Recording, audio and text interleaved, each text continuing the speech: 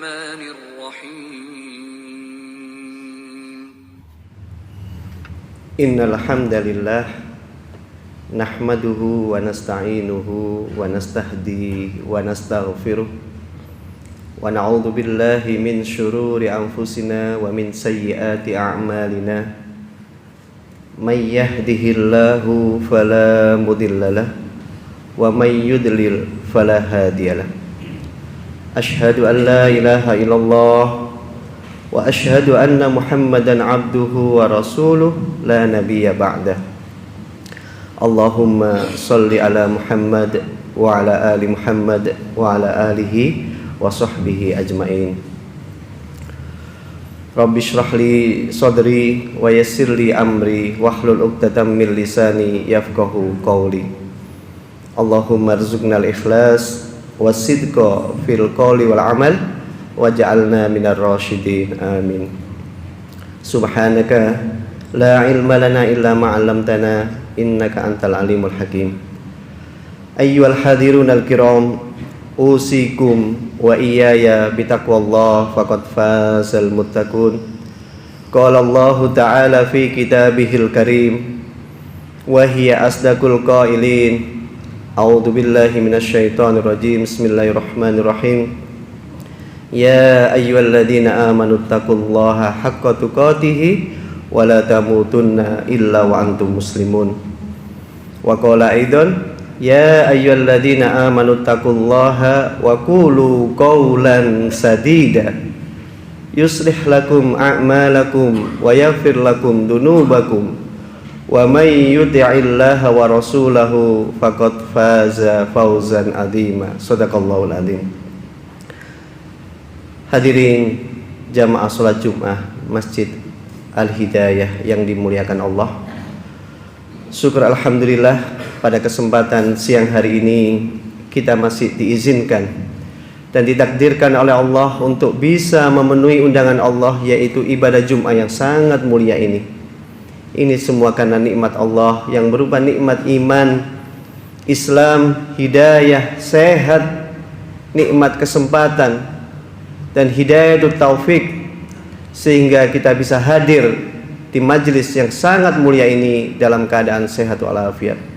Mudah-mudahan amal ibadah kita diterima dan diridhoi oleh Allah Subhanahu wa taala. Amin ya rabbal alamin. Salawat serta salam semoga tetap tercurahkan kepada Nabi besar kita Muhammad sallallahu alaihi wasallam, karena beliaulah kita mengerti mana yang hak, mana yang batil. Karena beliaulah kita menjadi seorang muslim yang beriman dan bertakwa kepada Allah. Semoga kita selalu mencontoh, menteladani akhlak Rasulullah sampai ajal menjemput kita. Amin ya rabbal alamin. Hadirin jamaah Jum'ah yang dimuliakan Allah, setiap khatib, apalagi khutbah Jumat ini, hendaklah selalu berwasiat. Saya sebagai khatib pada hari ini berwasiat kepada diri saya sendiri dan juga mengajak kepada para hadirin yang hadir di majelis yang sangat mulia ini untuk selalu meningkatkan iman dan takwa kita kepada Allah Subhanahu wa taala. Karena iman dan takwa inilah sebagai barometer, sebagai tolak ukur, sebagai penyelamat, sebagai kebahagiaan kita di dunia sampai akhirat nanti. Mustahil orang bisa selamat dunia sampai akhirat kalau tidak memiliki iman dan takwa. Mustahil orang bisa meningkat imannya dan takwanya kalau tidak taat kepada Allah dan Rasulnya. Dan mustahil orang bisa mencapai derajat orang yang beriman dan bertakwa kalau tidak belajar al-Islam dengan sungguh-sungguh. Dan mustahil orang bisa berakhlakul karimah kalau tidak mencontoh akhlak Rasulullah sallallahu alaihi wasallam. Hadirin jamaah Jum'ah yang dimuliakan Allah, kita dihadirkan di muka bumi ini semua akan diuji oleh Allah. Ada yang diuji kenikmatan, ada yang diuji kesedihan, ada yang diuji kebaikan, bahkan ada yang diuji musibah, kemiskinan dan lain sebagainya. Tapi semua itu ada ujian yang paling berat. Apa itu? ujian iman. Sekaya apapun, sepintar apapun, kalau dia tidak lulus dengan ujian imannya, dia akan gagal dunia sampai akhiratnya. Naudzubillahi min syarri dzalik. Maka dari itu Rasulullah mengingatkan kepada kita dalam sabdanya, al-imanu yazidu wa yankus. Iman itu kadang bertambah, kadang berkurang. Yazidul iman bit-ta'ah. Iman itu akan bertambah kalau kita semakin taat kepada Allah. Iman itu akan bertambah kalau kita semakin istiqomah di jalan Allah. Sebaliknya, wayang kusul iman bil maksiyah. Iman itu akan tergerus sedikit demi sedikit. Bahkan iman bisa hilang sama sekali kalau kita bermaksiat kepada Allah atau melanggar aturan Allah dan Rasulnya. Naudzubillahi min syarri dzalik. Hadirin jamaah Jumat yang dimuliakan Allah, pada kesempatan yang sangat mulia ini saya akan menyampaikan tema, yaitu tantangan yang dihadapi orang beriman. Tantangan yang dihadapi orang beriman mulai Nabi Muhammad sampai sekarang ini, yaitu yang pertama adalah kafirun yaktuluhu. Orang kafir yang selalu ingin memerangi, orang kafir yang selalu ingin membunuh, orang kafir yang kompak ingin memberangus umat Islam agar tidak taat kepada Allah. Mereka tidak membunuh dengan senjata, tidak. Yang digunakan saat ini adalah ghazwatul fikri, perang urat saraf. Mereka memerangi umat Islam lewat media sosial, lewat pendidikan, ya. Dirusak agama umat Islam, dirusak ibadahnya, dirusak akhlaknya, bahkan dirusak pergaulannya dengan berbagai macam hal. Video porno, game online, narkoba, dan lain sebagainya. Maka dari itu Allah sudah mengingatkan kepada kita semua di surat Al-Baqarah ayat 120, walan tardha ankal yahudu walan nasara hatta tattabi'a millatahum. Ini janji Allah di dalam surat Al-Baqarah ayat 120 ini. Allah sudah memberitahu kepada kita, walan tardha, tidak akan rela, tidak akan ridho orang-orang Nasrani, orang Yahudi terhadap diri kalian Muhammad sampai kamu mengikuti agama mereka. Mereka dengan segala tipu daya, kelicikannya, kebusukannya merusak orang-orang Islam. Apa tanda-tandanya kita ini sudah tidak peduli dengan agama kita? Kita tidak sholat, tidak merasa rugi, biasa-biasa saja. Anaknya dibiarkan gak sholat, orang tuanya santai-santai saja. Istrinya nggak pakai jilbab, nggak menutupi aurat, biasa-biasa saja. Bahkan naudzubillah, anak-anak kita sibuk dengan gamenya, HP-nya, tidak sholat. Orang tua membiarkan, tidur dibiarkan. Ini namanya kita sudah tidak peduli dengan agama kita. Artinya tidak menjaga agama kita. Maka dari itu umat Islam saat ini sudah sangat hina, sangat lemah. Lemah imannya, lemah ketakwaannya, lemah ibadahnya, lemah ilmunya, lemah ekonominya. Kita ini diperangi dari segala hal. Dirusak makanannya, dicampur dengan racun, halal haram dicampur, akhirnya rusak semua. Makanya Rasulullah sudah mengingatkan kepada kita 1443 tahun yang lalu. Dalam sabdanya Rasulullah menyampaikan, yusikul umamu antada alaikum kama tada'al akalatu ila qas'atiha. Hampir saja orang-orang kafir, Yahudi, Nasrani, mereka sepakat kompak. Mereka mengadakan konspirasi, mengepung, mengeroyok umat Islam. Kama tada'al akalatu ila qas'atiha, seperti kalian mengepung, mengeroyok makanan dalam tumpeng. Bayangkan umat Islam ini 80%, tapi umat Islam ini dikeroyok oleh hanya 20%. Umat Islam dipermainkan. Umat Islam diatur-atur. Umat Islam diacak-acak. La ilaha illallah. Sahabat bertanya, anahnu min qillatin ya Rasulullah, apakah kami hanya sedikit, kelompoknya sedikit? Rasulullah menjawab, la bal antum katsirun, kalian banyak, sangat banyak. Tapi banyaknya kalian tidak berkualitas. Walakinnakum husaun ka husa'is sail. Kalian banyak, tapi kalian seperti buih di lautan yang terombang-ambing di atas air. Jadi umat Islam ini sangat ringkih, lemah sekali, dirusak dari segala arah. Mereka nggak pakai senjata. Kita menghancurkan buih di lautan cukup dengan air, ombak, angin, hancur dengan sendirinya. Ini yang menyedihkan. Umat Islam dikeroyok, umat Islam diibaratkan oleh Rasulullah seperti buih di lautan yang sangat lemah. Dan yang ketiga kata Rasulullah, wala yanza'annallahu fi suduri aduwikum al-mahabata minkum. Allah sungguh mencabut rasa takutnya musuh-musuh umat Islam di dalam dada mereka. Mereka tidak takut, mereka malah menantang umat Islam terang-terangan di media. Kita sudah tahu semua, di HP itu sudah tersebar. Mereka menantang. Ini yang ketiga. Dan yang menyedihkan lagi umat Islam ini, kata Rasulullah, wala yakdhifannallahu fi qulubikum alwahna. Allah tanamkan, Allah benamkan di dalam hati orang Islam penyakit yang namanya wahan. Sahabat bertanya, wa mal wahnu ya Rasulullah? Apa itu penyakit wahan ya Rasulullah? Rasulullah menjawab, hubbud dunya wa karahiyatul maut.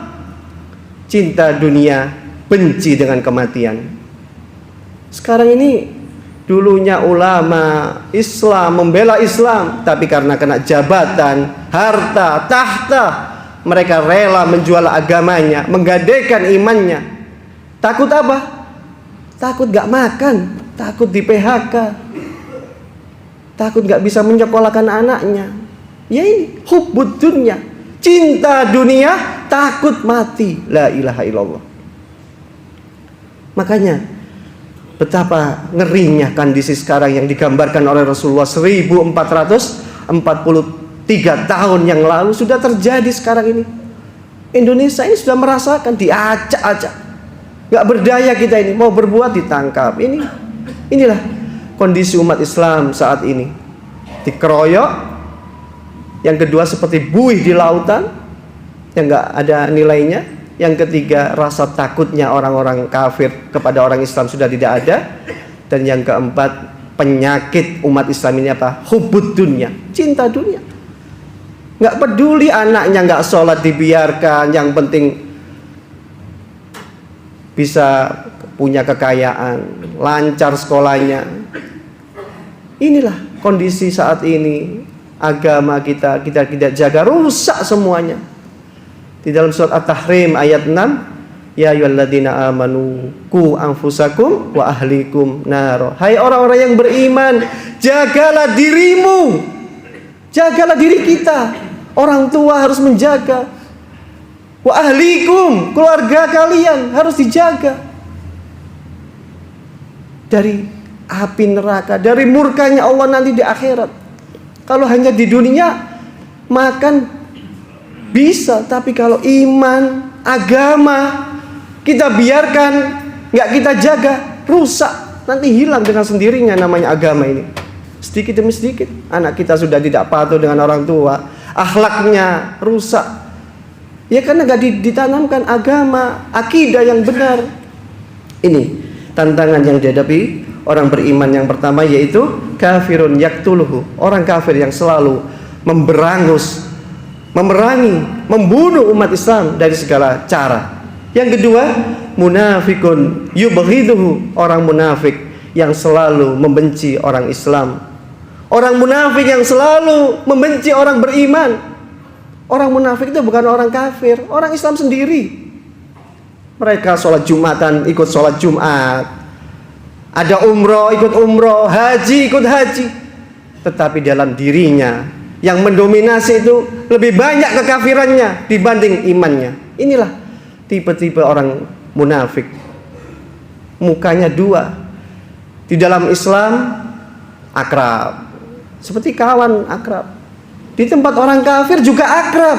Di gereja juga akrab. Inilah model-model orang munafik ini, mukanya dua. Sama orang Islam akrab, sama orang kafir juga akrab. Apa tujuannya? Dunia yang dikejar. Bagaimana umat Islam ini rusak, hancur, ini orang munafik. Makanya tempatnya orang munafik itu, kata Allah, innal munafikina fid darkil asfali minan nar walan tajida lahum nasira.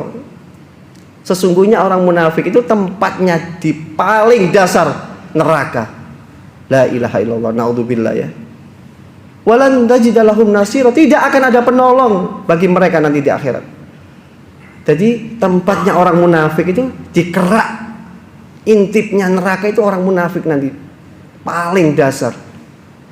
Makanya digambarkan Rasulullah ciri-ciri orang munafik itu, idza hadatsa kadzaba. Kalau berbicara sering bohong, janji-janji muluk-muluk, bohong semua. Wa idza wa'ada akhlafa. Kalau dia berjanji, dia mengingkari, nggak pernah menepati. Wa idza tumina khana. Kalau diberi amanah, diberi kepercayaan, ia khianat, ingkar. Bahkan di surat An-Nisa ayat 142 Allah berfirman, innal munafiqina yukhadi'una Allaha wa huwa khadi'uhum wa idza qamu ila sholati qamu kusala yura'unan nas wa la yadhkurunallaha illa qalila. Surat An-Nisa ayat 142. Sesungguhnya orang munafik itu hendak menipu Allah, hendak menipu orang-orang beriman juga, padahal dia sendiri yang tertipu. Wa idza qamu ila sholati qamu kusala. Kalau dia mendirikan sholat malas, datang ke tempat masjid, khutbah Jumat sudah khotibnya di atas mimbar baru datang, rugi, nggak dapat nasihat yang baik. Khotib sudah di atas mimbar, sudah harus di dalam, jangan baru datang. Ya karena cinta dunia, lupa ibadah. Kita sudah dikasih Allah, diberitahu, ini loh ciri-ciri orang munafik. Wa idza qamu ila sholati qamu kusala. Mereka malas mendirikan sholat. Yang kedua, yura'unan nas. Mereka kalau beramal, beribadah, riya, kepengen dipuji Allah, manusia. Pamer. Ini loh, masjid ini kalau nggak saya pegang, nggak jalan. Kalau nggak saya infaki, nggak jalan. Nah ini gambaran-gambaran ini riya semua. Wala yadhkurunallaha illa qalila. Mereka mengingat Allah dalam sholatnya, dalam ibadahnya, doanya, zikir sedikit sekali. Inilah gambaran orang munafik di dalam surat An-Nisa 142. Hadirin jamaah Jumat yang dimuliakan Allah, tantangan umat Islam, tantangan orang beriman yang ketiga yaitu mu'minun yahsuduhu.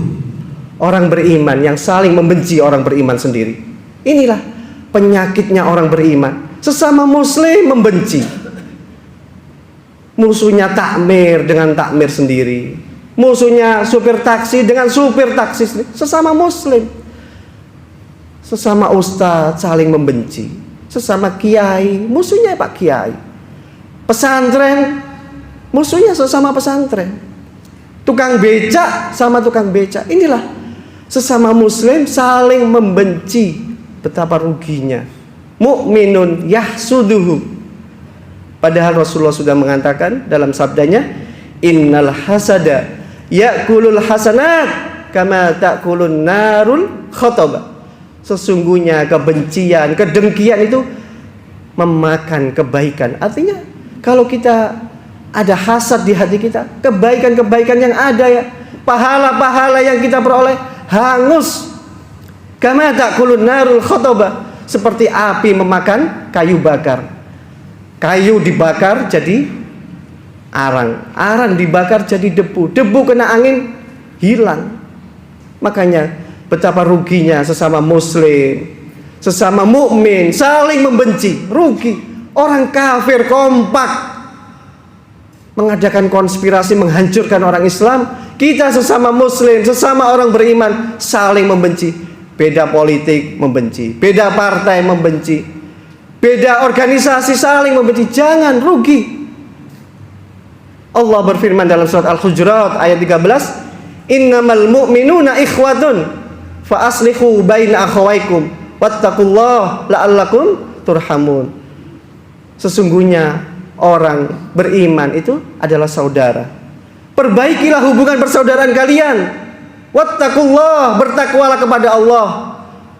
Apa tujuannya? La'allakum turhamun, agar kamu mendapatkan rahmat dari Allah. Ini. Kenapa kita sesama muslim kok saling membenci? Enggak tegur sapa. Wah, enggak kelompok saya, bukan aliran saya. Jangan. Kita ini harus kompak. Mereka kompak, kita enggak kompak, rugi. Kita akan hancur nanti. Hadirin jamaah Jumat yang dimuliakan Allah. Tantangan yang keempat yaitu syaitanun yudhilluhu. Setan yang selalu ingin menggelincirkan orang berislam, orang beriman. Setan ini sabar sekali menggoda orang sholat supaya lalai, supaya malas. Setan ini sabar. Kita yang tidak sabar, sholat cepat-cepat, tunggu jam, mau kerja, mau makan. Akhirnya setan yang berhasil, kita yang gagal. Apalagi setan yang berupa manusia, Masya Allah, terus merongrong. Makanya kita harus mencari teman yang baik. Carilah teman yang selalu mengajak kepada keimanan, ketakwaan, menambah ilmu agama. Teman yang mengajak ke surganya Allah. Inilah yang harus kamu pegang, teman seperti ini. Rasulullah dalam sabdanya, "Al-mar'u 'ala dini khalili, falyandur ahadukum man yukhalil." Agama seseorang itu tergantung temannya.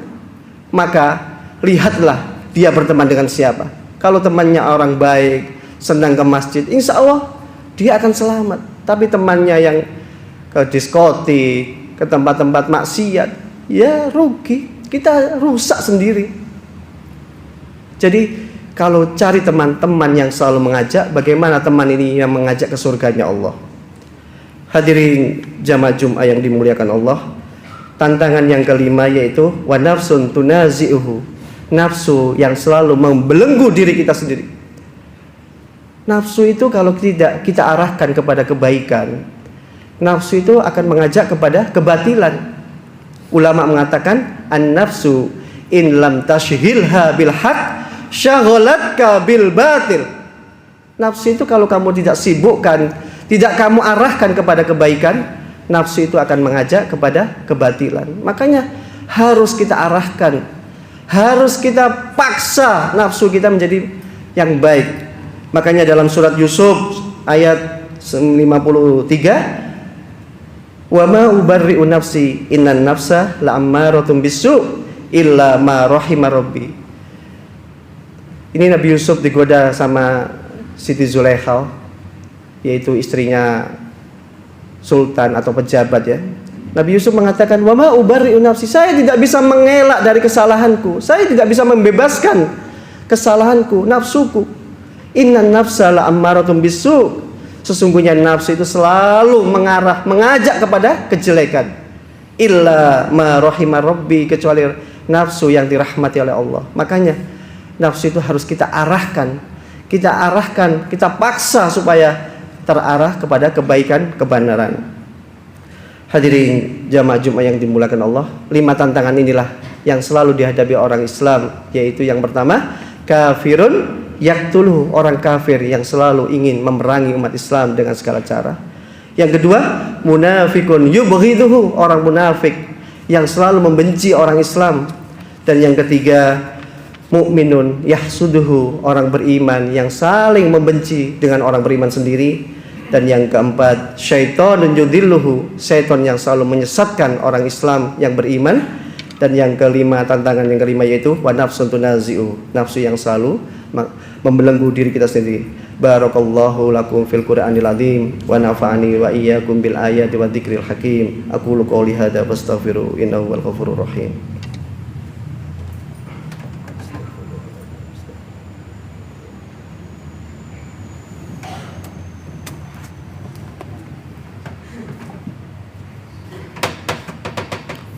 Innal hamdalillah nahmaduhu wa nasta'inuhu wa nastahdi wa nastaghfiruh wa na'udzu billahi min shururi anfusina wa min sayyiati a'malina may yahdihillahu fala mudhillalah wa may yudlil fala hadiyalah.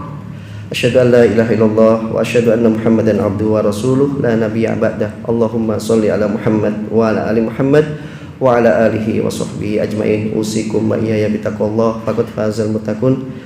Pada khutbah yang kedua ini, marilah kita berdoa kepada Allah. Mudah-mudahan kita semua, anak kita, istri kita semua diselamatkan oleh Allah dari tantangan, 5 tantangan tadi, dan kita semua dimasukkan oleh Allah ke dalam surganya Allah, yaitu surga Al-Firdaus. Amin ya rabbal alamin. Marilah kita berdoa kepada Allah. Mudah-mudahan di hari yang penuh berkah ini Allah mengabulkan doa kita, dan kita akan memiliki Indonesia yang lebih baik, Indonesia yang lebih sempurna. Amin ya rabbal alamin. Innallaha wa malaikatahu yusholluna 'alan nabi ya ayyuhalladzina amanu shollu 'alaihi wa sallimu taslima. Allahumma sholli 'ala Muhammad wa 'ala ali Muhammad wa 'ala alihi wa sahbihi ajmain. Allahumma ighfir lil muslimina wal muslimat wal mu'minina wal mu'minat al ahya'i minhum wal amwat. Rabbana ighfir lana wa li ikhwanina alladzina sabaquna bil iman wa la taj'al fi qulubina ghillan lil ladzina amanu rabbana innaka ra'ufur rahim. Allahumma inna nas'alukal huda wat tuqa wal afafa wal ghina.